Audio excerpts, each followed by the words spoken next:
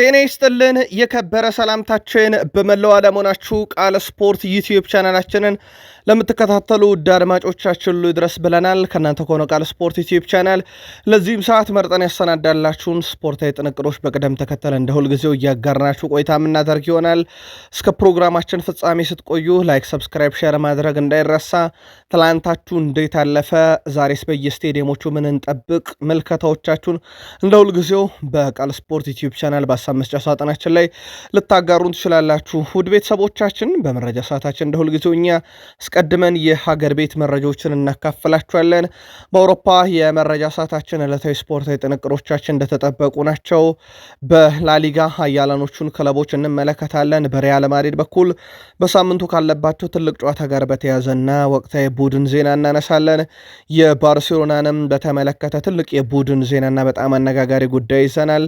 ላሊጋው ቤት ባርሴሎና አንድን ክለብ በ10 ቀን ውስጥ 3 ይፋለማል። ልዩ አጋጣሚ ይዘናል። በጣሊያን፣ በጀርመን፣ በፈረንሳይ በዓለም ከዋክብቶችም መረጃዎች ተይዘዋል። አብራችሁን ቆዩ። በተወዳጁ የእንግሊዝ ፕሪሚየር ሊግ የመረጃ ሰዓታችን ዕለታዊ አጫጭር ስፖርታዊ ጥንቅሮቻችን እንደተጠበቁ ናቸው። በታላላቆቹ ክለቦች ሲቲ ቤት የቡድን ዜና እናነሳለን። በጣም ተጠባቂውን የነገውን ጨዋታ በተመለከተም በሲቲ ጉዳይ ሰፋ ያለ ጥንቅር በቡድን ዜና ይዘናል። ለሲቲዝኖች በቼልሲ የመረጃ ሰዓታችን በቡድን ዜና በጣም አስገራሚ ውሳኔ በቼልሲ በኩል ሰምተናል። ከአንድ ቡድን ጋርም ሊጣመሩ ነው። የሚጣመሩበት ጉዳይ አነጋጋሪ ነው። ከዛ በዘለለ ሊያም ሮዛኔር ይገባን ያለሉትን ጉዳይና ዛሬ የሚደረገውን ጨዋታ በተመለከተም ሰፊ ጥንቅር ይዘናል። ለቼልሲ ደጋፊዎች፣ የቼልሲም ደጋፊዎች በሀሳብ መስጫ ሳጥናችን ላይ የዛሬ ጨዋታም ቅድመ ግምታችሁን ስለ ክለባችሁ ወቅታዊነት እያጋራችሁን አብራችሁን ቆዩ። የዛሬው ትልቁ ሰበር መረጃ የሊቨርፑሉ ተጫዋች ከጉዳት ሙሉ ለሙሉ አገግሞ የሚመለስበት ቀን ይፋ መደረጉ ነው። በጣም አነጋጋሪውን ጉዳይ ለሊቨርፑልና ሰበሩን መረጃ ይዘናል። ከዛ በዘለለ በቡድን ዜና ሊቨርፑል ቤት ተጨማሪ መረጃዎችን ለሊቨርፑል እናደርሳችኋለን። መልካታችሁን እያጋራችሁን ትቆያላችሁ። በአርሰናል በኩል እንዲሁ ነገ የሚደረገው ጨዋታ ካሁኑ በትልቁ እየተጠበቀ ነው። ሚኬል አርቴታ አንዳንድ ያነሷቸው ተጨማሪ ሀሳቦችን ይዘን መተናል። ከምሽት መረጃችን በተጨማሪ ብዙ ትዝታዎችና ትውስታዎች አሏቸው እሳቸው በዌምብሌ ያሏቸውን ነገሮችና በአርሰናል በኩል በተለይም ከሳምንት አጋማሽ ጨዋታ በኋላ ምን አዲስ ነገር አለ ቡድን ውስጥ የሚለውን ጨምሮ እናነሳለን። የቡድኑን ቁልፍ ተጫዋቾች ዴክላን ራይስ፣ ኤብሪቼ ኢዜ፣ ማርቲኔሊን፣ ዳቪድ ራያን ጨምሮ በርካታ ሀሳቦችን እናነሳለን። የአርሰናል ደጋፊዎች መልከታዎቻችሁን እያጋራችሁን አብራችሁን ቆዩ። ዩናይትድ በምሽቱ ጨዋታ እኛ ላይ ከተደረገው ነገር የተከለከልነው አስከፍቶናል እያሉ ነው። ዩናይትዳውያን ፍጹም ቅጣት ምት ተሰጥቶብን ቀይ ካርድ መሰጠቱን ባንቃወምም የእኛስ ግን እያሉ ነው። ምክንያቱም የዩናይትድ ቀድሞ ቢሰጥ ኖሮ የውጤት ለውጥ በብዙ ስለሚያመጣ ማለት ነው። የምሽቱ የቪታሊቲ ጨዋታ ብዙ የዳኝነት ቅሬታ የቀረበበት በዩናይትድ በኩል አቻ ተጠናቋል። ብሩኖ ሚጌል ፈርናንዴዝ፣ አሰልጣኝ ማይክል ካሪክ፣ የቀድሞ የዩናይትድ ሌጀንዶች፣ የቲቪ ተንታኞች ብዙዎች እንግዲህ ሲወያዩበት የነበረና ሲከራከሩበት የነበረ የምሽቱ ጨዋታ ዩናይትዳውያን በዳኛው ተዘርፈናል፣ ተበደነናል ብለውበታል። ለመሆኑ ምንድነው የተፈጠረው? ጨዋታው ላይ ነገሩስ እንዴት ታየ? የእንግሊዝ ፕሪሚየር ሊግ የዳኞች ማህበረስ ጉዳዩን እንዴት ታየው የሚለውን ጨምሮ የቡድኑ ወሳኝ ተጫዋች ብሩኖ ሚጌል ፈርናንዴዝ አሁንም ኮከብነቱ ቀጥሏል። በማንቸስተር ዩናይትድ በኩል ተጨማሪ የዝውውር መረጃዎችን በዛው እናነሳለን። አብራችሁን ቆዩ። ላይክ፣ ሰብስክራይብ፣ ሼር ማድረግ እንዳይረሳ። ውድ ቤተሰቦቻችን በሀሳብ መስጫ ሳጥናችን ላይን ለምትልኩልን ሀሳብ አስተያየት፣ ለምታጋሩን መልእክቶች ሁሉ እጅግ አድርገን እናመሰግናለን። ከቃል ስፖርት ዩቲዩብ ቻናል መረጃዎቻችን ተጀመሩ። አብራችሁን ቆዩ። በሀገር ቤት እንጀምር። ውድ ቤተሰቦቻችን በተጠበቀው ልክ አይደለም የተባለው አዳማ ስፖርት ክለብ በአስቸኳይ ስብሰባ ትልቅ ውሳኔዎችን ወስኗል እየተባለ ነው። ከትላንት በስቲያ ከረፋድ ጀምሮ የቡድኑ ተጫዋችና አሰልጣኝ አባላት በጋራ ጠርተው ያነጋገሩ ሲሆን ቡድኑ ችግርና መፍትሄ ዙሪያ በሰፊው ሲወያዩ ቆይተዋል የተባለው በማስከተልም የተናጠል ውይይት ነው በአዳማ ከተማ ስፖርት ክለብ መካከል አመራሮቹ ያካሄዱት። ይህም እንግዲህ ተጫዋቾቹን ለብቻ ጠርተው ውይይት ካደረጉ በኋላ የክለቡ የበላይ ኃላፊዎች፣ በማስከተል ደግሞ የቡድኑ አሰልጣኝ አባላት ጠርተው ያነጋገሩት የክለቡ ቦርድ አመራሮች በወጥነት ቡድኑ መጓዝ ያልቻለበት ምክንያት የአሰልጣኞች የቡድን አባላት ማብራሪያም አድምጧል። አዳማ ከተማ ስፖርት ክለብ ከዚህ ቀደም ከነበሩ ስብሰባዎች ጠንከር ያለ እንደነበር በተሰማው ስብሰባ የሁለቱ አካላት ያቀረቡት ሀሳብ መነሻ በማድረግ ውሳኔ ትላንትና እንደተሰጠ ነው ይፋ የተደረገው። የመረጃ ምንጮች እንዳረጋገጡት ከሆነ ውድ ቤተሰቦቻችን የአዳማ ከተማ አሰልጣኝ ከሆነው ስዩም ከበደ ጋር እንግዲህ መለየታቸው እየተነገረ ይገኛል። በጊዜያዊነትም በምክትልነት እንግዲህ በመሆኑ ክለቡን ሲመሩ የቆዩት አሰልጣኝ ዳዊት ታደለ እና ዳዊት ሀብታሙ ቡድኑን እንዲመሩ ይሾማሉ የሚል መረጃ ሾልኮ ወጥቷል። ጉዳዩን ተከታትለን ለአዳማ ስፖርት ክለብ ለአዳማ ከተማ ማለት ነው ደጋፊዎች ይፋ የምናደርግ ይሆናል። ቃል ስፖርት ዩቲዩብ ቻናል በፈጣን የመረጃ ሰዓታችን መረጃውን ትከታተላላችሁ። ሰብስክራይብ ካላረጋችሁ ሰብስክራይብ ማድረግ ግን በዚሁ አጋጣሚ እንዳይረሳ ብለናል። ውድ ቤተሰቦቻችን ወደ አውሮፓ መረጃችን ተሻገርን። ትላንትና በስፔን ላሊጋ እንደ መርሃ ግብር ነበረ። ቪላሪያልን ከሶሴዳድ ያገናኘ ጨዋታ ነበረ። ጨዋታው በባለሜዳው ቪላሪያል 3-1 ድል አድራጊነት ተጠናቋል። ለባለሜዳው ቪላሪያል ሶስቱን የማሸነፊያ ግቦች በ7ኛው ደቂቃ ላይ ሜሪኒዮ፣ 15ኛው ደቂቃ ላይ ሚካ ታውዲዝ እንዲሁም 23ኛው ደቂቃ ላይ ኒኮላስ ፔፔ ከመረብ አሳርፈዋል። በ23 ደቂቃ ነው ሶስቱንም ግቦች ቪላሪያል ለማስቆጠር የቻለው። ለእንግዳው ቡድን ሶሴዳድ ከሽንፈት ያልታደገች ብቸኛ ግብ ሱሲጅ ነበረ 47ኛው ደቂቃ ላይ ከመረብ እንደዚሁ ማዋሃድ የቻለው። ወደ ቤተሰቦቻችን የላሊጋ መርሃ ግብሮች ዛሬም ቀጥለው ይካሄዳሉ። ኤልቼ ከማዮርካ፣ ኤስፓኞል ከሄታፌ፣ ሌቫንቴ ከሪያል ኦቪድ፣ ኦሳሱና ከዤሮና እና ሴቪያ ከቫሌንሺያ ይጫወታሉ። ሀያላኖቹ ክለቦች ባርሴሎናም ሪያል ማድሪድም ነገ ነው ጨዋታቸውን የሚያከናውኑት በአውሮፓ ምሽቶች ካሳለፉ በኋላ ማለት ነው። በእነኚህ ጨዋታዎች ዙሪያም ተጨማሪ መረጃዎችን በተከታታይ የምናቀርብላችሁ ይሆናል። ማድሪድ ደረስን። የሪያል ማድሪዱ ተጫዋች ኢብራሂም ዲያዝ ከሰሞኑ በኢታድ ስቴዲየም ሁለት ደስታ አስከብሮ ነበረ። አንድም ቡድኑ የአውሮፓ ሻምፒዮንስ ሊግ ፍጻሜ ሲቀላቀል፣ ሁለትም እዛው ስቴዲየም ውስጥ ሞሮኮ ሻምፒዮን መሆኗን በካፍ ሲታወጅ የሰማበት ነበረ። በስፔን ላሊጋ በ2025/26 የውድድር ዓመት የእሱን ያክልም ተቀይሮ እየገባ አሲስት ያደረገ ተጫዋች የለም ይላል የስኳካ መረጃ። 4 አሲስቶችን ለሪያል ማድሪድ አበርክቶ በላሊጋው ትልቁ ሆኗል። ከሱ ተከታዮቹ እነ ኢያጎ አስፓስ፣ ማርቲን ኔቶ፣ እነ ፌሬሚን ሎፔዝ እና አርዳ ጉለር 3 ነው ያላቸው ተቀይረው እየገቡ ግን ተቀይሮ ሲገባ ለሪያል ማድሪድ አሲስት በማድረግ የውጤት መቀየር ሂደት ላይ ወይም ቡድን ወደ ድል ማምጣት ሂደት ላይ ትልቅ አስተዋጽኦ ያለው ተጫዋች ሆኗል ዲያዝ። በሪያል ማድሪድ በኩል የሚጠበቁ ትልቅ እውነቶች አሉ። አንደኛው ሪያል ማድሪዶች በነገው ዕለት በሚያደርጉት የአትሌቲኮ ማድሪድ ጨዋታ ላይ ወሳኙ ተጫዋቻቸው ወደ ሜዳ ይመለሳል ተብሏል። ጁድ ቤሊንግሃም በትልቁ እየተጠበቀ ያለ ጉዳይ ነው። ትላንትና በነገራችን ላይ ጁድ ቤሊንግሃም ለሀገሩ ጥሪ ደርሶታል። ብዙ የተጠበቀ አልነበረም። በተለይም ተጫዋቹ ጉዳት ላይ ነበረና በወጥ ብቃት ላይ ያልነበረ ተጫዋች መሆኑን ተከትሎ ይጠራል ተብሎ አልተጠበቀ ነበር። ትላንትና ግን ለብሔራዊ ቡድኑ ጥሪ ቀርቦለታል። ሌላኛው የቡድኑ ተጫዋች ኬሊያን መባፔም በአትሌቲኮ ማድሪዱ የነገው ጨዋታ ላይ በቋሚነት ቡድኑን ያገለግላል ተብሎ ይታሰባል። ኢታር ላይ ተቀይሮ ገብቶ ጨዋታ አድርጎ እንደነበረ የሚዘነጋ አይደለም። ኬሊያን መባፔ ወደ ሪያል ማድሪድ መጥቶ የመጀመሪያ ግቡን ሲያስቆጥር ቡድኑ ውስጥ ከፍተኛ ግብ አስቆጣሪ አክቲቭሊ እየተጫወቱ ከነበሩት ውስጥ ቪኒሺየስ ጁኒየር 84፣ ሮድሪጎ ጎይሽ 54 ከአናቱ ነበሩ። አሁን ሮድሪጎ ጎይሽን አልፎታል። 82 ግብ ላይ ደርሷል ኬሊያን መባፔ። ሮድሪጎ ጎይሽ 71 ነው የደረሰው። እስከዛ ባይሆን ቪኒሺየስ ጁኒየር 121 ደርሷል ከ84 ቀጣይ ይደርስበታል የሚለው ይጠበቃል። በነገው ጨዋታ ላይ ኬሊያን መባፔን በቋሚነት ይጀምራል ተብሎ ይጠበቃል። ባርሴሎና ደረሰን። የባርሴሎናው ተጫዋች ሁዋን ጋርሻ ትላንትና ለብሔራዊ ቡድን ጥሪ እንደደረሰው ነግሬያችሁ ነበር። እንደውም አንድ አድማጫችን በሀሳብ መስጫ ሳጥናችን ላይ ስፔን የግብ ጠባቂ ችግር የለባትም በርካታ ከዋክብትም አላት ብሎን ነበረ። በሀሳብ መስጫ ሳጥናችን ላይ ሁዋን ጋርሻ ለስፔን ብሔራዊ ቡድን ሲጠራ እንዴት ተጠራ የሚለው ግን በብዙ ሊብራራ ይችላል። ለአብነት ያክል በላሊጋ በርካታ ክሊንሺት ያለው እሱ ነው። በነገራችን ላይ በርካታ ጨዋታ ላይ ግብ አልተቆጠረበትም። በርካታ ኳሶችን በማዳንም ለላሊጋው ቀዳሚ ነው። በርካታ ኳሶችን የማዳን ንጻሬም ያለው ተጫዋች ነው። ጥቂት ግቦችን በ90 ደቂቃ በአማካይ የሚቆጠርበትም ግብ ጠባቂ የባርሴሎና ሁዋን ጋርሻ ነውና ዝም ብሎ እንዲሁ አልተጠራም። የባርሴሎና ግብ ጠባቂ ብቻ ስለሆነ ውድ ቤተሰቦቻችን፣ በረገጥ እሱ በኢስፓኞል በነበረ ሰዓት የነበረው ብቃት በጣም አስደናቂ ነው። በባርሴሎና መምጣቱ እንደ ጥቅም ሊነገር የሚችለውም በትልቅ ደረጃ መጫወቱና ብዙ ትኩረት ማግኘቱ ነው። ትላንትና ጥሪ ሲደርሰው ግን በብቃትም ነው ይላል መረጃው። የሞንዶ ዴፖርቲቮ ነው። ከሰሞኑ በድምር ውጤት 8 ግብ አስቆጥረው ድል ያደረጉት ባርሴሎናዎች ኒውካስል ዩናይትድን ትልቁ ውጤት ነበረ። በእርግጥ በካምፕኑ ሁለተኛው 45 ሞር ባርሴሎናን ወደ ሩብ ፍጻሜ ያሳለፈ ነው ማለት ይቻላል።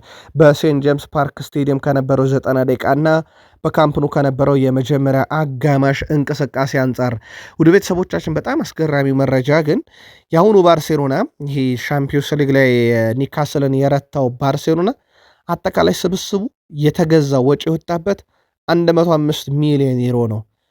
105 ሚሊዮን ዩሮ ሙሉ ስብስቡ የወጣበት ባርሴሎና 113 ሚሊዮን ዩሮ ለኢላንጋና ለራምስ ያወጣውን ኒውካስል ዩናይትድን የረታው። ይሄ በፕሪሚየር ሊጉና በላሊጋው መካከል የፋይናንስ አቅምን ልዩነት የሚያሳይ፣ በዛው ልክ ደግሞ የአካዳሚ ፍሬዎች ባርሴሎናን እንዴት እንዳገነኑትም ማሳያ ተደርጎ ሊወሰድ ይችላል።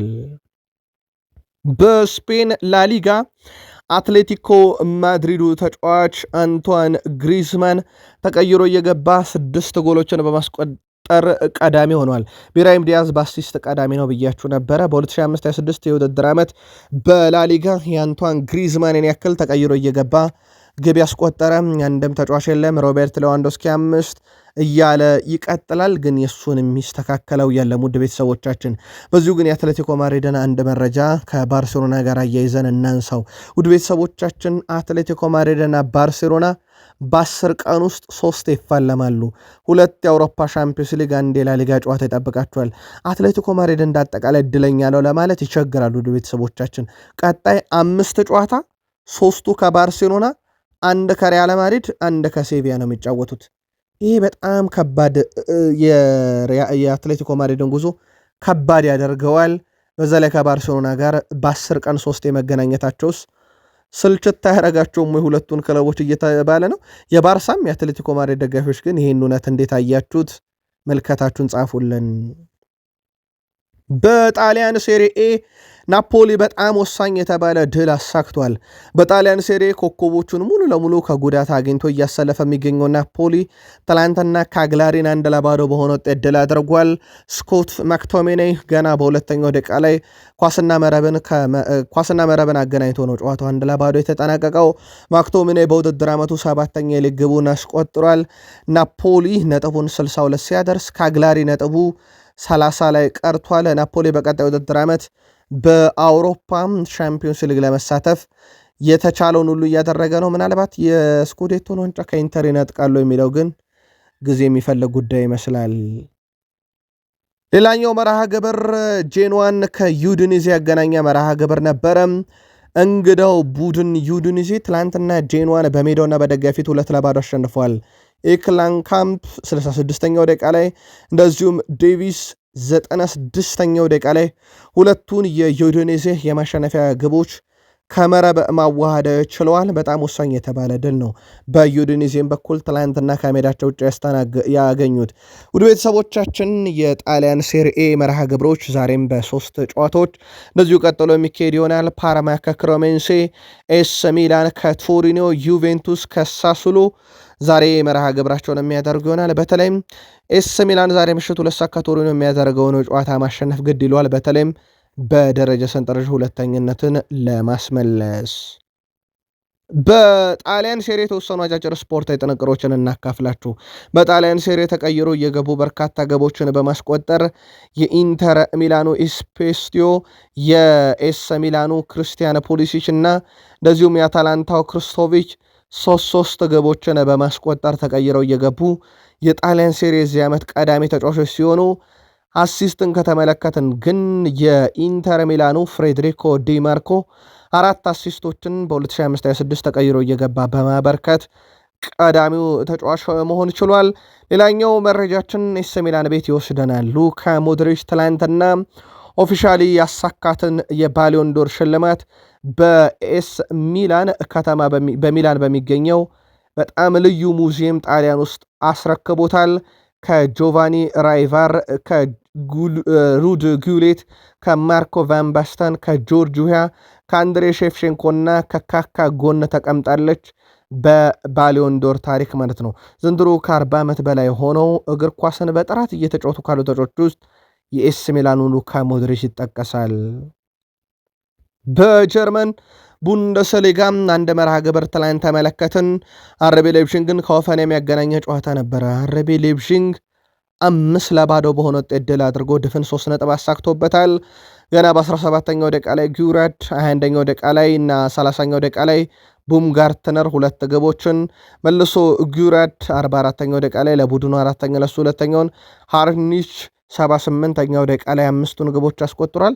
5ቱ ግብ በ3 ተጫዋች ነው የተቆጠረው ማለት ነው። ትላንትና በጣም ወሳኝ የተባለ ድል ነው ማሳካት የቻሉት። ዛሬም ይቀጥላል። ውድ ቤተሰቦቻችን የጀርመን ቡንደስሊጋ ሄደንሄም ከባየር ሌቨርኩሰን፣ ኮሎኝ ከቦሩሲያ ሙንሽግላድባ፣ ወልቭስበርግ ከወርደር ብሬመን፣ ባየር ሙኒክ ከዩኒየን በርሊን እና እንደዚሁም ቦሩሲያ ዶርትመንድ ከሆፈንሄም ጨዋታቸውን ያደርጋሉ። የባየር ሙኒክ እና የዩኒየን በርሊን ምሽት 11:30 እንደዚሁም ዶርትመንድ ከሃምቡርግ ምሽት 2:30 የሚደረግ ጨዋታ ነው።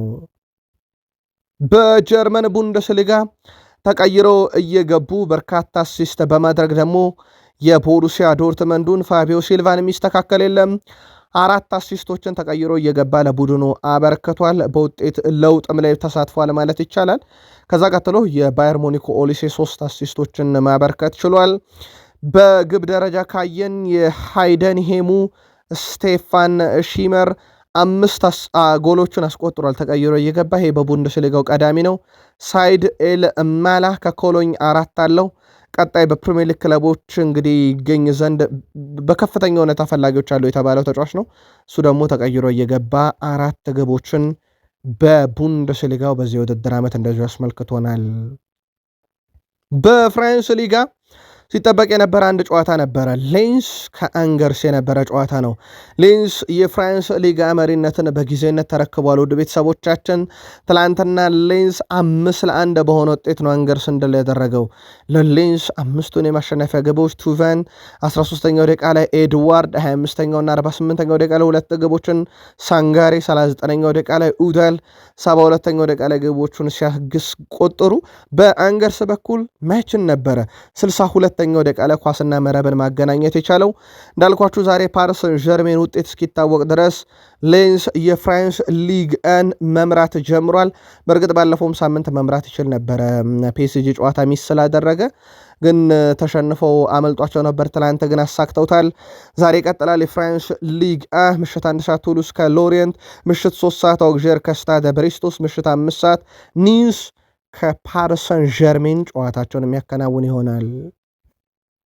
በፍራንስ ሊግ ደግሞ ተቀይረው እየገቡ በርካታ የግብ አስተዋጽኦ በማበረከት ረገድ ከተመለከትን የሞናኮ አንሱ ፋቲ ተቀይሮ እየገባ 5 ጎሎችን አስቆጥሯል። ይሄ ቀዳሚ ያደርገዋል በፍራንስ ሊጋ። ሮቢያን ቫስ ከማርሴ፣ ሐምዛ ኢግማን ከሊል፣ ራቢዮ ፓይጅ ከሎሪየንት 4 ጎሎችን ተቀይረው እየገቡ አስቆጥሯል። ግን የሞናኮን አንሱ ፋቲን ያክል 5 ያስቆጠረ የለም። በአሲስት ደረጃም ከተመለከተን ውድ ቤተሰቦቻችን ባለር ናዴር ከማርሴ ተቀይሮ እየገባ 3 አሲስቶችን በማበርከት በፍራንስ ሊግ ቀዳሚ ተጫዋች መሆን ችሏል። ምናልባት ፍራንስ ሊግ ላይ ቆይታን አንድ ተጨማሪ መረጃ እናንሳ። አርኤምሲ ስፖርት አንድ መረጃ ይዞ ወጥቷል። ከሰሞኑ ፓሪስ ሰን ዠርሜን ቀጣይ ከሊቨርፑል ጋር ላለበት ጨዋታ የሌንስ ጨዋታ ልክ እንደ ባለፈው ሳምንት ጨዋታ ሁሉ ይራዘምለታል የሚል ሀሳቦች እየወጡ ነበር። ይህ መረጃ እስከተጠናከረበት ጊዜ ድረስ የፍራንስ ሊጋ ይህንን መርሃ ግብር ፓሪስ ሰን ዠርሜን ከሊቨርፑል በሚያደርገው ጨዋታ ምክንያት ስለማራዘሙ ያወጣው መረጃ የለም። አዲስ ነገር ካለ ግን ተከታትለን እናደርሳቸዋለን። መረጃውን አርኤምሲ ስፖርትም ያልተረጋገጠ ነው፣ ገና አልተወሰነም ብሏል። ውድ ቤተሰቦቻችን የአውሮፓ መረጃችን ላይ ስለሆነን ከሰሞኑ ከተደረጉ የአውሮፓ ሻምፒዮንስ ሊግ፣ የአውሮፓ ኮንፈረንስ ሊግ የጥሎ ማለፍ ጨዋታ በኋላ ሩብ ፍጻሜን ለመቀላቀል በርካታ ክለቦችን በየሁሉም መድረክ በማሳተፍ ላሊጋው ቀዳሚ ሆኗል። እንግሊዞች ምናልባትም ቀጣይ የአውሮፓ ሻምፒዮንስ ሊግ 5ኛ ደረጃን ይዞ ለማጠናቀቅ እና ለማሳተፍ አምስተኛውን ክለብ ሊቸገሩ ይችላሉ እየተባለ ነው። ስፔን ላብነት ያክል በሻምፒዮንስ ሊግ በባርሴሎና፣ በሪያል ማድሪድ፣ በአትሌቲኮ ማድሪድ፣ እንግሊዝ በሊቨርፑልና በአርሰናል ብቻ ነው። ኤሮፕ ሊግን ብናይ ሁለት ክለቦች አሏቸው። ሁለቱም ቪላ እና ኖቲንግሃም ከፕሪሚየር ሊግ፣ ሪያል ቤትስና ሴልታ ቪጎ ከስፔን። በኮንፈረንስ ሊግ ሁለቱም አንዳንድ አላቸው። ክሪስታል ፓላስ ከእንግሊዝ፣ ሬዮ ቫይካኖ ከስፔን አሉ።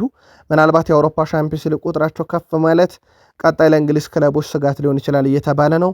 የአውሮፓ ሻምፒዮንስ ሊግ፣ ኤሮፓ ሊግ እና ኮንፈረንስ ሊግ ከዓለም ዋንጫ ማጣሪያ ጨዋታዎችና የወዳጅነት ጨዋታ በኋላ የሚመለስ ይሆናል።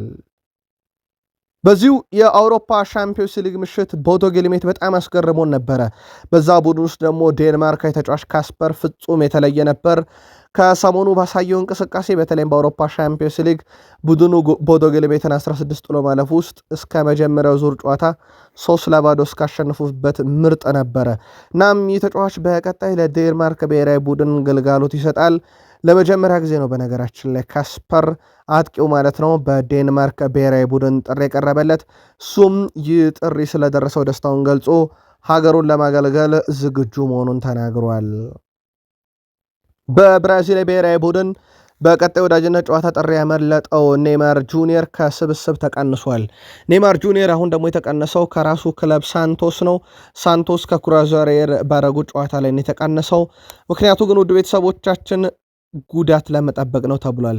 በተለይም ተጫዋቹ ላይ ጫና እንዳይበዛ ነው ተብሏል። በሰባተኛ ቀን 3ኛ ጨዋታ ነው ለሳንቶስ እና ለተጫዋቹ። በዚህ ምክንያት ተጫዋቹ በተለይም ከቅርብ ጊዜ በጉዳት መምጣትና ከጨዋታ መደራረብ ጋር በተያዘ ጫና ለመቀነስ እንዳይገኝ ተደርጓል ተብሏል። እዛው ላቲን አካባቢ ቆይተን ሊዮኔል አንድሬስ ሜሲን እናንሳ ውድ ቤተሰቦቻችን። ሊዮኔል አንድሬስ ሜሲ ቀጣዩ ከሜሲ በኋላ ለ1000 ግቦች የሚጫወት ተጫዋች ሆኗል። በእርግጥ 100 ግብ ይቀረዋል። ሜሲ 30 የጭንቅላት ኳስ፣ 4 በሌላ የሰውነት ክፍሉ፣ 110 በቀኝ እግሩ፣ 756ቱ ወይም አብዛኛው ግብ ግን በግራ እግሩ አስቆጥሯል። ሜሲ ልክ እንደ ሮናልዶ ለ1000 ግብ መጫወት ይችላል ወይ? በቀረው ጊዜ መልከታዎቻችሁን በሐሳብ መስጫ ሳጥናችን ላይ እንዲሁ ልታጋሩን ትችላላችሁ። ውድ የቃል ስፖርት ዩቲዩብ ቻናል ቤተሰቦቻችን ከእናንተ ሆኖ ቃል ስፖርት ዩቲዩብ ቻናል የሰዓቱን አጫጭር ስፖርታዊ ጥንቅር እያጋራናቸው እንገኛለን። ከተወዳጁ የእንግሊዝ ፕሪሚየር ሊግ ብቻ ወዳገኘናቸው የዕለቱ ጥንቅሮቻችን እንሻገር። ላይክ፣ ሰብስክራይብ፣ ሼር እያረጋችሁ ትላንታችሁ እንዴት አለፈ፣ ዛሬስ ምን እንጠብቅ? ከቃል ስፖርት ዩቲዩብ ቻናል ምልከታዎቻችሁን አጋሩን። ከ5 ዓመት በኋላ ነው በነገራችን ላይ ዶሚኒክ ካልቨርት-ሌዊን ለእንግሊዝ ብሔራዊ ቡድን ጥሪ ደርሶት የሚጫወተው። ያኔ በኢሮ 2020 ላይ ደግሞ ተቀይሮ ገብቶ የተጫወተበት ነበረ። 2026 በዓለም ዋንጫ ቅድመ አቋም መፈተሻ ጨዋታ ግን ለቡድኑ ተጠርቷል። በጣም ድንቅ ጊዜን በሊድስ እያሳለፈ የሚገኘው ዶሚኒክ ካልቨርት-ሌዊን ቀጣይ ዕልሙ በዓለም ዋንጫ አገሩን መወከል ነው ተብሏል። ግን ይሳካለት የሆነው የሚለው በአመቱ የሚኖረው ፐርፎርማንስ እና የቶማስ ቱዌል ምርጫ በጣም ወሳኝነት ይኖረዋል። ውድ ቤተሰቦቻችን የፊታችን እሁድ ነገ ማለት ነው ምሽት 1:30 በዌምብሌ ሲቲ ከአርሰናል ይጫወታሉ። ታዲያ ለሁለቱም ክለቦች ኤፍኤው ማስጠንቀቂያ ልኳል። ይኸውም ሐሰተኛ ትኬቱን ተጠቅሞ ወደ ዌምብሌ የሚገባ ላይ ከበድ ያለ እርምጃ እንወስዳለን የሚል ማስጠንቀቂያ ለሁለቱም ተሰጥቷቸዋል። ዌምብሌ ላይ የሚደረገው ጨዋታ ካሁኑ በትልቁ ይጠበቃል። ይህ ሜዳ ፔፕ ጋርዲዮላ፣ ሚኬል አርቴታም ተመላልሰው የነገሱበት፣ በርካታ ዋንጫዎችን ያነሱበት፣ በርካታ ገድሎችን የፈጸሙበት ነው።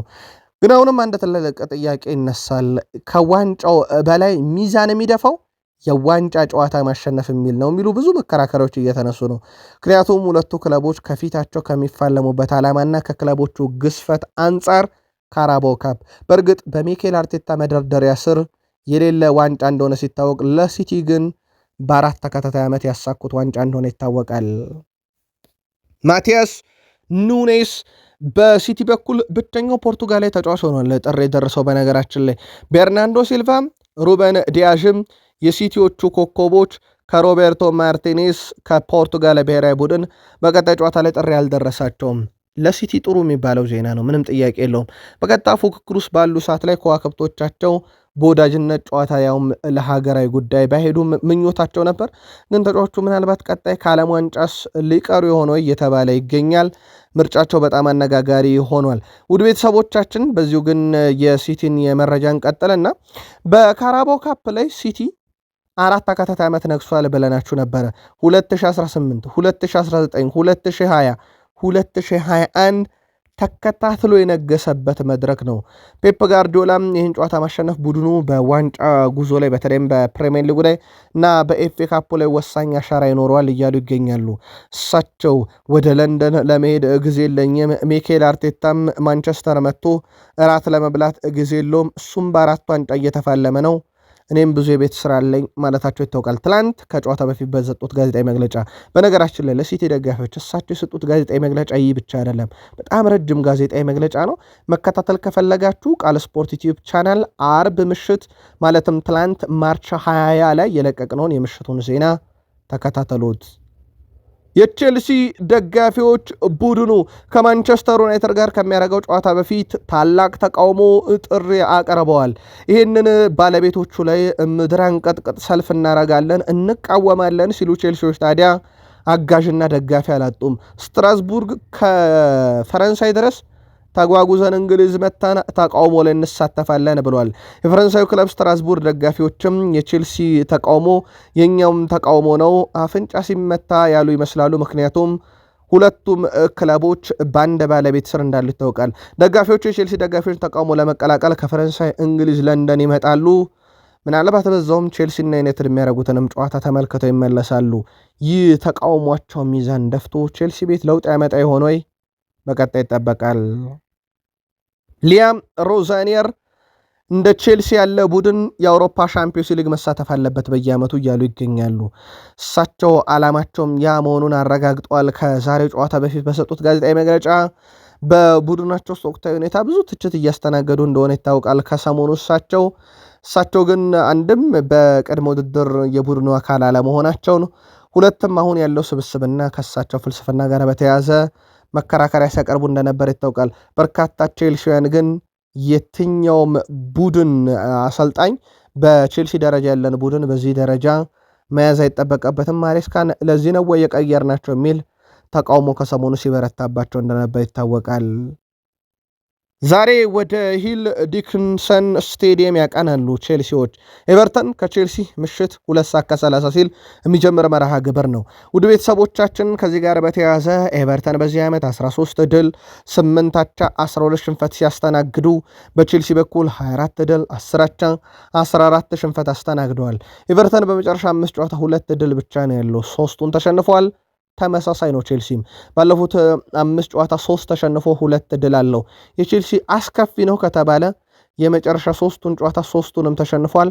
በመጨረሻ 2 ጨዋታ ሲሸነፍ በኒካስልና በፒኤስጂ ደግሞ የተሸነፈው በስታንፎርድ ብሪጅ የተሸነፈው አንድም ግብ ተቃራኒ ቡድን ላይ ሳያስቆጥር መሆኑ ጉዳዩን አስከፊ ያደርገዋል።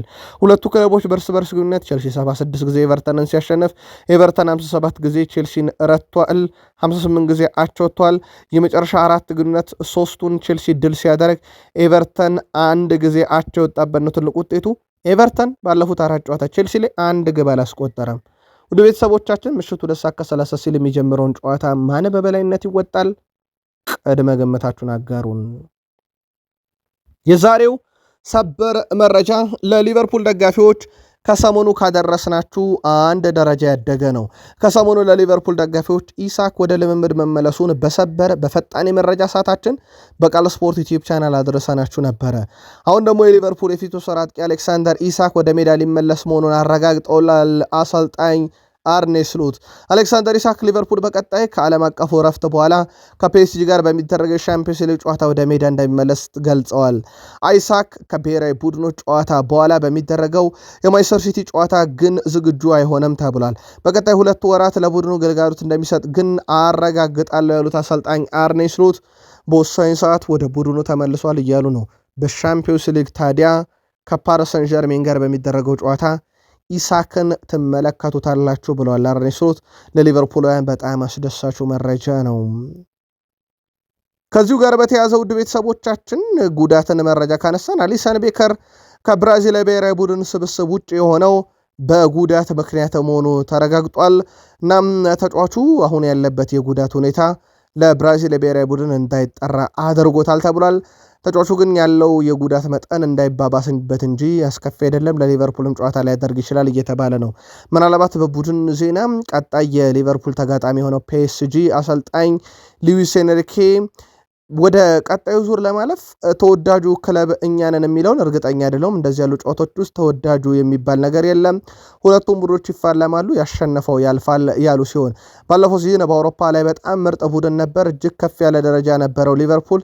ይህ ለእኛ እጅግ በጣም ጥሩ ነበር፣ ትልቅ ትዝታም አለኝ ብለዋል እና በጣም ትልቁን ክለብና ጠንካራውን ክለብ ለመፋለም ቡድን ይዘጋጃል ብለው ሊቨርፑል የአውሮፓ ምርጡ ቡድን መሆኑን ተናግረዋል። ዛሬ በመሳሳት ጨዋታ ብራይተን ከሊቨርፑል አሜክስ ስቴዲየም ጨዋታቸውን ያደርጋሉ። ይህን ጨዋታ በተመለከተ ውድ ቤተሰቦቻችን ብራይተን በሜዳው ነው ጨዋታውን የሚያደርገው። 13 ድል 10 አቻ 12 ሽንፈት የዚህ ዓመቱ ነው። ሊቨርፑል 25 ድል 8 አቻ 13 ሽንፈት በዚህ ዓመት ያስተናገዱት ነው። ብራይተን በመጨረሻ 5 ጨዋታ 3 ድል 2 ሽንፈት፣ ሊቨርፑል በመጨረሻ 5 ጨዋታ 2 ድል 1 አቻ 2 ሽንፈት ገጥሟቸዋል። ሁለቱ ክለቦች በርስ በርስ ግንኙነት ሊቨርፑል 24 ጊዜ ብራይተንን ሲረታ ብራይተን 8 የሊቨርፑል ረቷል፣ 11 ጊዜ አቻ ተለያይቷል። የመጨረሻ አራት ግንኙነታቸውን ጥለን ከተመለከትን ሊቨርፑል 3ቱን ሲያሸንፍ ብራይተን 1 ያሸንፏል። የመጀመሪያ ዙር ጨዋታ በሊቨርፑል ድል አድራጊነት የተጠናቀቀው። በመጨረሻ ሁለት ጨዋታ ሊቨርፑል ድል ሲያደርግ ብራይተን ሊቨርፑል ላይ ግብ ማስቆጠር ተስኖት ነበረ። ጨዋታውን ማን በበላይነት ይወጣዋል? ቅድመ ግምታችሁን በሀሳብ መስጫ ሳጥናችን ላይ ያካፍሉን። የመድፈኞቹ አሰልጣኝ ሚኬል አርቴታ ቡድናቸው ለዓመታት ዋንጫ ማሸነፍ አለመቻሉ ፍላጎቱን ከፍ አድርጓል የካራባው ካፕን እያሉ ነው። ጉዳዩ የዋንጫ ማንሳት ሂደቱ ርቋል የሚል ነው። ዋንጫ ሳታሸንፍ ለዓመታት ስትጓዝ ማሸነፍ በጣም አስቸኳይ ይሆናል፣ ተነሳሽነትም በፍጥነት ይጨምራልና ዋንጫው በቀጣይ ጉዟችን ላይ ተነሳሽነት ይፈጥርልናል ብለዋል። አሰልጣኝ ሚኬል አርቴታ በተጫዋችነት እና በአሰልጣኝነት ጊዜያቸው በዌምብሌ 12 ደርሰው ሲመለሱ ከነ ዋንጫ ከነ ሜዳሊያ ነው። በዌምብሌ ስላላቸው ሪከርድ የጠየቁት አርቴታ እሁድ ይህንን አስደናቂ ክብረ ወሰን ማስቀጠል አለብን ብለዋል። አክለውም እንደገና ማድረግ እንደምንችል ማረጋገጥ አለብን ያሉት እሳቸው ሚኬል አርቴታ በዌምብሌ ድሉ በራስ መተማመን ከፍ ለማድረግና በተለይም በቀጣይ ጉዟችን ላይ በጣም ወሳኝነት ይኖረዋል ሲሉ ተደምጠዋል። በዌምብሌ የተሻለ ነገር እንደምናደርግ እርግጠኛ ነኝ ያሉት ሚኬል አርቴታ ለጨዋታው በተቀሩትም ሰዓት ዝግጅት እናደርጋለን ብለዋል። በመድፈኞቹ በኩል አዲስ ጉዳት እንደሌለ ያደረጉት ሚኬል አርቴታ የማርቲን ኦዴጋርድና ዩሊያን ቲምበርን ጉዳይ ዛሬ በሚኖር ልምምር ላይ እንደሚወስኑ ተናግረው ነበር። ግን ይኖራሉ የሚለው አሁን ከውስጥ አዋቂዎች በስፋት እየወጣ ነው። ለአራቱም ዋንጫዎች እየተፎካከረ የሚገኙ አሰልጣኝ ሚኬል አርቴታ በዌምብሌ ስቴዲየም በአሰልጣኝነት ዘመናቸው ያላቸውን ክብረ ወሰን ለማስቀጠል በጣም ወሳኙ ጊዜ ነው ተብሏል። ከዚህ ጋር በተያያዘ እሳቸውን በርካታ ነጥቦችን አንስተዋል። ለአብነት ያክል በ2018 እሳቸው በሲቲ ቤት ሆነው የቀድሞ አሰልጣኛቸውና የቀድሞ ክለባቸውን አርሰናልን የአሁኑን የሚያሰለጥኑትን ክለብ ተፋልመው አሸንፈውት ነበር። ሁለቱ ክለቦች በወቅቱ በተለየ ደረጃ ላይ ነበሩ። በነበራቸው አሰላለፍና በሌሎች በርካታ ሁኔታዎች በጣም ትልቅ ልዩነት እንደነበረ ግልጽ ነው። በዚያን ጊዜ ክለብ ውስጥ በተከሰቱ አንዳንድ ነገሮች ምክንያት የተለየ ጊዜ ነበር ብሏል። አርሰን ቬንገር ብዙ ጫና የበዛባቸውና ከክለቡ የለቀቁበት ሰሞን እንደነበረ የሚዘነጋ አይደለም። ከሳምንቱ አጋማሽ ጨዋታ በኋላ ምንም አዲስ ጉዳት እንደሌለ አረጋግጠዋል ሚኬል አርቴታ። ይሄ ለአርሰናል ጥሩ የሚባለው ዜና ነው። ከዛ በዘለለ በሚኬል አርቴታ በኩል እሁድ ዕለት ከሚኬል ካራባኦ ጨዋታ በፊት ለደጋፊዎቻቸው ጥሪ ያቀርበዋል። ከኛ ጋር ሁኑ፣ ለእያንዳንዱ ኳስ፣ ለእያንዳንዱ እንቅስቃሴ ድጋፍ ስጡ፣ ሲቲ ላይ ጫና አሳድሩልን እያሉ ይገኛሉ እሳቸው። እናም ለእሁዱ ጨዋታ ደጋፊዎችን ቅስቀሳ አድርገዋል። ከግብ ጠባቂ ጋር በተያዘ ዳቪድ ራያ ወይንስ ኬፓ አሪዛባላጋ በሚለው ላይ እሳቸው ማን እንደሚሰለፍ ውሳኔው አለ፣ ግን አልነግራችሁም ብለዋል። በሲቲ በኩል ግብ ጠባቂው ጃሊጂ ዳናሮማ ሳይሆን ጄምስ ትራፎርድ መሆኑን ትላንትና ፔፕ ጋርዲዮላ በሰጡት መግለጫ ላይ ማረጋገጣቸውን በቃል ስፖርት ዩቲዩብ ቻናል በትላንት ምሽት ዘገባችን አድርሰናችሁ ነበረ። በጉዳዩ ላይ ተጨማሪ መረጃ ይዘናል። ዴክላን ራይስ ስለ ካራባኦ ካፕ ዋንጫና ስለ ቡድኑ ጉዞ ተጠይቆ ነበረ። የትም ቢሆን የትም ጨዋታውን ድል ለማድረግ ነው የምንጫወተው። ማንም ይሁን ማንም ድል እናደርጋለን። ብዙ አደገኛ ተጫዋቾች አሉ። በተለይም ሳጥኑ አካባቢ እንደ ኢብሪቼ ኢዜ አይነት ተጫዋች ሲኖር ኳሱን መስጠት ጨዋታው እንድታሸንፍ ያደርጋል ብለዋል። ኢብሪቼ ኢዜ በዘንድሮ ውድድር ዓመት በአራቱም ውድድሮች ለአርሰናል ግብ አስቆጥሯል። በፕሪሚየር ሊግም፣ በሊግ ካፕም፣ በኤፍኤ ካፕም፣ በሻምፒዮንስ ሊግም ግብ ያስቆጠረው ተጫዋች በእሁዱ ጨዋታ የሚጠበቅበት ሌላው ምክንያት እዚሁ ሜዳ ሲቲን ረቶታል፣ ግብም አስቆጥሮበታል፣ ዋንጫ ምነጥቆታልና ልምድ ያለው ሰው ይጠበቃል። በአርሰናል በኩል በቡድን ዜና ምናልባት ጋብርኤል ማርቲኔሊ በጣም አስገራሚ ውድድር እያሳለፈ ከሚገኝበት ጊዜ አንደኛው ተቀይሮ እየገባ አሲስት የማድረግ ንጻሬው ነው። በእርግጥ ግብ በቤንያሚን ሼሽኮ የተያዘ ነው። በ2025/26 እንደ ጋብርኤል ማርቲኔሊና እንደ ኦዴጋርድ ተቀይሮ እየገባ አሲስት ያደረገ የለም። 3-3 አላቸው። ይሄም የሚካኤል አርቴታ የስኳድ ዴብዝንና ተቀይሮ የሚገቡ ተጫዋቾች ራሱ ጥራታቸውን ማሳያ ነው። በሳምንቱም ጨዋታ ጋብርኤል ማርቲኔሊ አንዱ የሚጠበቀው ነው። ዳቪድ ራያ ስለ ቡካዮ ሳካ ሀሳቡን አጋርቷል። እሱ አርሰናል ይወዳል። እሱ ለአርሰናል እየኖረ ያለ ነው ማለት ይቻላል። ለደጋፊዎችና ለቡድኖች ሁሉ ያለውን የሚሰጥ ነው ብሏል። አርሰናል ሊጉን ካሸነፈም በቀጣይ እሱ ስለሚኖረው ገጽታ ሲጠየቅ ያው ጸጉሬን እቆረጣለሁ ብሏል። ድልና ዋንጫ ትስስሩ ፕሪሚየር ሊግ ላይ ከጸጉር ጋር እንደቀጠለ ነው። ዳቪድ ራያም ዋንጫ ከበሉ ጸጉሩን እንደሚቆረጠው ተናግሯል። ዳቪድ ራያ ከሲቲ ጋር ስለሚደረግ የፍጻሜን ጨዋታ ተጠይቆ ነበር። በትልቅ ጨዋታ፣ በፍጻሜ ጨዋታ፣ በዩሮፕ ውድድሮች፣ በዓለም ዋንጫ፣ በሻምፒዮንስ ሊግ ሊሆን ይችላል። እነኛ አይነት ትልቅ ውድድሮች አሉ። በ3 ቀኑ በትልቅ ጨዋታ መጫወት ምን ማለት እንደሆነ እናውቃለን። ማንቸስተር ሲቲ በእያንዳንዱ ቦታ ምርጥ ተጫዋቾች አሉት። ያለምንም ጥርጥር ጠንካራ ከሆኑ ቡድኖች አንዱ ነው ሲቲ። ብዙ የተለያዩ አማራጮችና ጥራቶችም አለው ብሏል። ለእኛ ግን ዋንጫ ካቢኔያችንን ለመክፈት እና በቀጣይነት ለሚኖሩን ዋንጫዎች እንደ ስንቅ ያገለግለንና ትልቅ ትኩረት እንሰጠዋለን ብሏል ዳቪድ ራያ። አርሰናልን ከመቀላቀሉ በፊት በነገራችን ላይ ሌላ ክለብ ሊቀላቀል ከጫፍ ደርሶ እንደነበረ ያረጋገጠው ዳቪድ ራያ በጣም እድለኛ ነኝ ብሏል። ዝውውሩ ቀርቶ ወደ አርሰናል መሆኑ ግን ያንን ክለብ ይፋ ከማድረግ ተቆጥቧል። የትኛው ክለብ እንደሆነ አልናገርም ብሏል። ፖል ሜርሰን በካራባኦ ካፕ የፍጻሜ ጨዋታ ላይ ደግሞ ከራያና ከኬፓ አሪዛባላጋ ማን መጀመር አለበት ተብሎ ጥያቄ ቀርቦለት ነበረ። አርሰናል ማድረግ ያለበት ትልቅ ውሳኔ ከኬፓ አሪዛባላጋ ወይም ከዳቪድ ራያ አንዱን በቋሚነት ማስጀመር ነው። ኬፓ በካራባኦ ካፕ የመጀመሪያ ተመራጭ ነው እና በእሁዱ ጨዋታ በቋሚነት ኬፓን ማስጀመር አለባቸው ብዬ አስባለሁ ብሏል። ፍትሐዊ ነው፣ ምክንያቱም በጥሩ ሁኔታ ተጫውቶ እዚህ ደረጃ አርሰናል ያደረሰው እሱ ስለሆነ ይላል። ግን ራያ ወርልድ ክላስ ግብ ጠባቂ ነው። በኤቨርተኑና በሌቨርፑሰን ጨዋታ ያዳናቸው ኳሶች እጅግ አስደናቂ ናቸው። ሆኖም ግን እኔ አሰልጣኝ በሆን ኖሮ አሁንም መሪዎቼን እከተል ነበር እና ኬፓን ለመጨረሻው ጨዋታ በግብ ጠባቂነት ተመርጠ ነበር ብለዋል። በእርግጥ ሚካኤል አርቴታ አሰልጣኙ ምርጫቸውን መምረጣቸውን ግን ለሕዝብ ይፋ አላደርግም ማለታቸው ይታወቃል። ዩናይትድውያን ከጣሉት ነጥብ ከተሰጠባቸው ፍጹም ቅጣት ምትና ቀይ ካርድ በላይ ያንገበገባቸው የዳኛው ውሳኔ በጣም አድሏዊ የበዛና ለውጤት ማጣታችን ምክንያት እሱ ነው በሚል ብዙ ተቆጭተውበታል። ዩናይትድውያን ከምሽቱ 5 ሰዓት አርብ ማለት ነው የጀመረው ጨዋታ ለማንቸስተር ዩናይትድ ደጋፊ በጣም አስከፊ ነበረ። በውጤት ደረጃ 2-2 ነው ጨዋታ የተጠናቀቀው። ለዩናይትድ ብሩኖ ፈርናንዴስ 61ኛው እንደዚሁም ሂል በራሱ መረብ ላይ 71ኛው ደቂቃ ላይ ያስቆጠሯቸው ግቦች ናቸው። በበርንማውዝ በኩል ክሪስቴ 67ኛው ደቂቃ ላይ፣ ክሩፒ በፍጹም ቅጣት ምት 81ኛው ደቂቃ ላይ ነበር ግቦቹን ያስቆጠሩት። የክሩፒ የፍጹም ቅጣት ምት ስትገኝ ሃሪ ማጓየር 79ኛው ደቂቃ ላይ በቀይ ካርድ ከሜዳ ወጥቶበት ነው። በጨዋታው ማንቸስተር ዩናይትዱ ተከላካይ ሃሪ ማጓየር በቀይ ካርድ ከወጣ በኋላ ዩናይትድ ፍጹም ቅጣት ምቱ ከተቆጠረበት በኋላ ውጤት ለማስጠበቅ ብዙ ጥረት አድርጎ ተሳክቶለታል። በደረጃ ሰንጠረዡ ዩናይትድ በ55 ነጥቦች ሶስተኝነቱን ሲያስጠብቅ በርንማውዝ በ42 ነጥብ 10ኛ ደረጃ ላይ ተቀምጧል። ቀጣይ ከዓለም አቀፉ ረፍትና ከኤፍኤ ካፕ ጨዋታ በኋላ አርሰናል ከበርንማውዝ፣ ማንቸስተር ዩናይትድ ከሊድስ የፕሪሚየር ሊግ ጨዋታቸውን የሚያደርጉ ይሆናል። የማንቸስተር ዩናይትዱ አምበል ብሩኖ ሚጌል ፈርናንዴዝ አማድ ዲያሎ ላይ የተሰራበት ጥፋት ፍጹም ቅጣት ምት ብሎታል። በአንድ ጨዋታ ለአንድ ቡድን 2 ፍጹም ቅጣት ምት መስጠት ከባድ እንደሆነ አውቃለሁ፣ ነገር ግን ለአንዱ ተሰጥቶ ለአንዱ መከልከል ምን ይሉታል ይላል ብሩኖ ፈርናንዴዝ። ቫር ጣልቃ ለመግባቱ ግራ እንዳጋባው የገለጸው ፈርናንዴዝ ጥፋቱ ተመሳሳይ ነው፣ አማድ የተሰራበት ጥፋት ያሰጣል ብሏል። ተፎካካሪ ቡድኖች ለእኛ ቅርብ ናቸው፣ በራሳችን ላይ ማተኮርና ከቀሪ ጨዋታዎች ላይ 3 ነጥቦችን ስለመውሰድ ማሰብ አለብን ያለው ብሩኖ ፈርናንዴዝ ዳኛው ትልቅ ስህተት ነው የወሰነብን፣ ያ ደግሞ በጣም ያናደረው ቫር ጉዳዩን ጣልቃ ገብቶ አለመቀየሩ ነው ሲል ተደምጧል። ሁለተኛ ፍጹም ቅጣት ምት ሊሰጠን ይገባ ነበር ያሉት ደግሞ ማይክል ካሪክ ናቸው። የማንቸስተር ዩናይትድ አሰልጣኝ ማይክል ካሪክ ዳኛው ለተመሳይ ጥፋት ሁለት አይነት ፍርድ መስጠታቸው ግራ እንዳጋባቸው ተናግረዋል።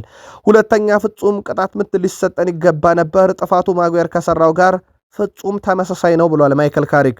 እሳቸውም ነገር ግን አንዱን ሰጥቶ አንዱን አለመስጠት እንደ እብደት ነው፣ ግራ የሚያጋባ ነው ብሏል።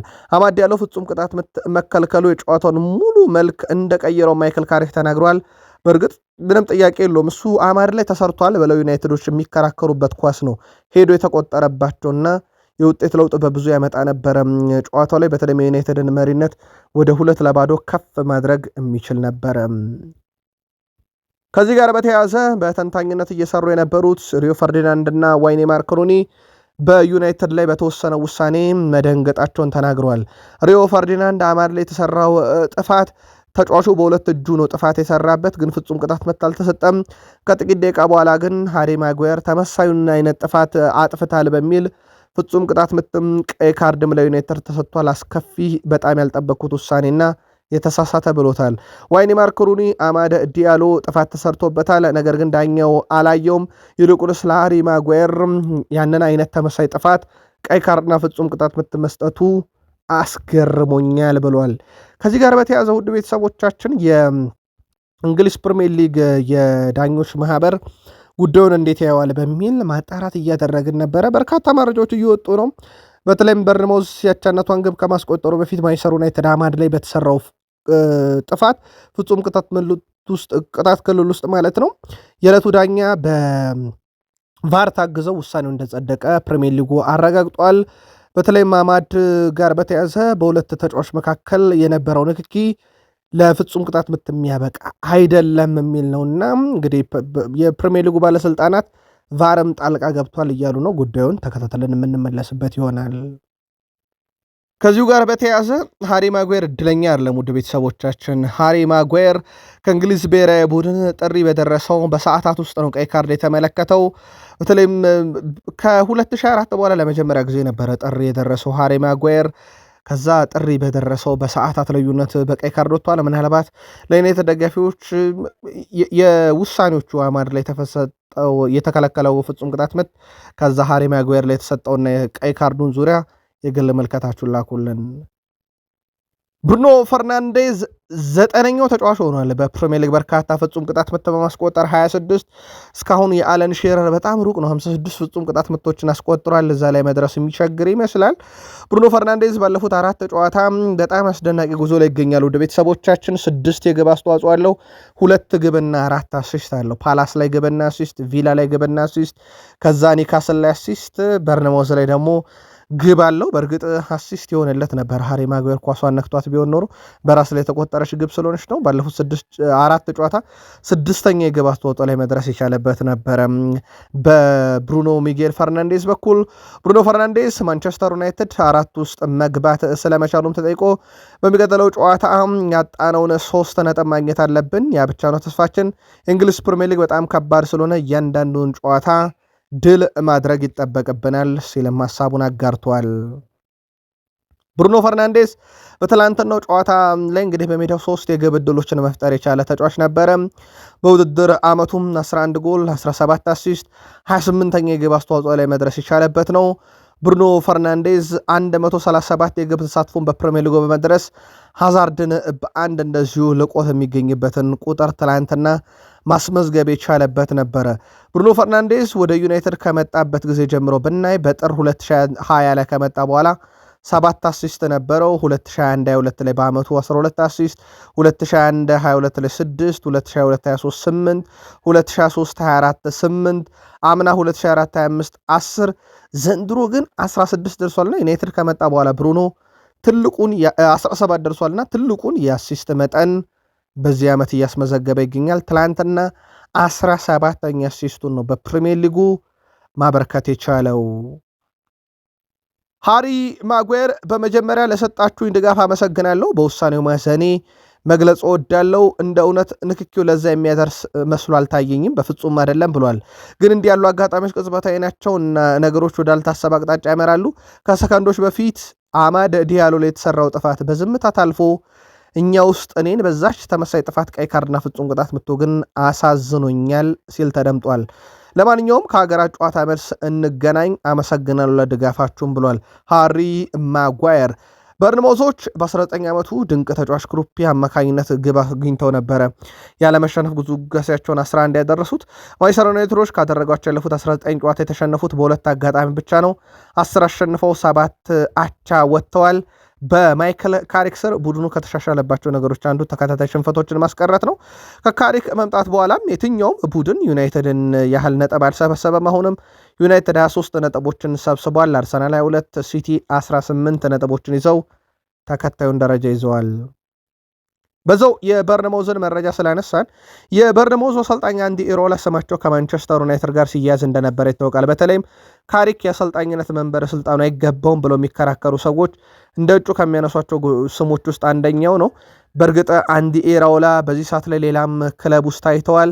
ቀጣይ ዓመት የስፔኑ ክለብ ቢልባኦ በእጩነት ይዟቸዋል እየተባለ ይገኛል። በዚሁ እናንሳው ብለን ነው። በጣም ለየት ያለው መረጃ ግን ማንቸስተር ዩናይትድ ዳግም ጨዋታ ላይ ያደርጉ ውድ ቤተሰቦቻችን ድፍን ከ20 ቀን በላይ እንደውም ኦልሞስት ወደ 23 ቀን አካባቢ ይቀራል ሲመለሱ ኤፍኤ ካፕ። ከዛ በኋላ ሰኞ ቀን ነው ዩናይትድ ጨዋታውን የሚያደርገውና በጣም ራቅ ያለ ጊዜ ዩናይትድ ይፈጃል ጨዋታ ዳግም ለመመለስ። ከዩናይትድ ጋር በተያዘ ትላንትና አንድ ውሳኔ ወስኗል። ማንቸስተር ዩናይትድ ባርሴሎና ለማርከስ ራሽፎርድ ያቀረበውን የቅርብ ጊዜ የዝውውር ጥያቄ ውድቅ ማድረጉን ይፋ አድርጓል። ባርሴሎና ሌላ የውሰት ስምምነት ለማድረግ ጠይቆ ነበረ። ነገር ግን ማንቸስተር ዩናይትድ የጠየቅናችሁን 30 ሚሊዮን ዩሮ ወይም 26 ሚሊዮን ፓውንድ አካባቢ ቋሚ ሽያጭ ብቻ ነው የምንፈቅደው ብሏል። ዩናይትድ ራሽፎርድ ቢመለስ ከ50 ሚሊዮን ፓውንድ በላይ ዋጋ እንዳለው ያምናል። ይሁን እንጂ መጀመሪያ ውሰቱ ሲሰጥ በተስማሙት ውል መሰረት ለባርሴሎና 30 ሚሊዮን ዩሮ ወይም 26 ሚሊዮን ፓውንዱን ክፍያ ይጠባበቃሉ ተብሏል። ከወደ ጣሊያን በርከት ያሉ የእንግሊዝ ክለቦችን ጨምሮ በአውሮፓ ዙሪያ የራሽፎርድ ፈላጊዎች ብዙ ሆነዋል። ነገር ግን ራሽፎርድ ብቸኛ ፍላጎቱ በባርሴሎና መቆየት፣ ብቸኛ ፍላጎቱ በባርሴሎና ቋሚ ኮንትራት መፈረም ነውና ድርድሩ በማንቸስተር ዩናይትድ በኩል የውሰት ውል ድጋሚ አንፈቅድም በሚል ምላሽ ተሰጥቶበታል። ኋላ ፖርታን ፕሬዚዳንታዊ ምርጫቸውን ሲያሸንፉ ካነሷቸው ነገሮች ውስጥ አንደኛው የውሰት ውል ጠይቀን ራሽፎርድን እናቆያለን የሚል እንደነበረ የሚዘነጋ አይደለም። ዛሬ በፕሪሚየር ሊግ ብራይተን ከሊቨርፑል ምሳ ሰዓት 9 ሰዓት ከ30፣ ፉልሃም ከበርንሌ ምሽት 2 ሰዓት፣ ኤቨርተን ከቼልሲ ምሽት 2 ሰዓት ከ30፣ ሊድስ ከብሬንትፎርድ ምሽት 5 ሰዓት።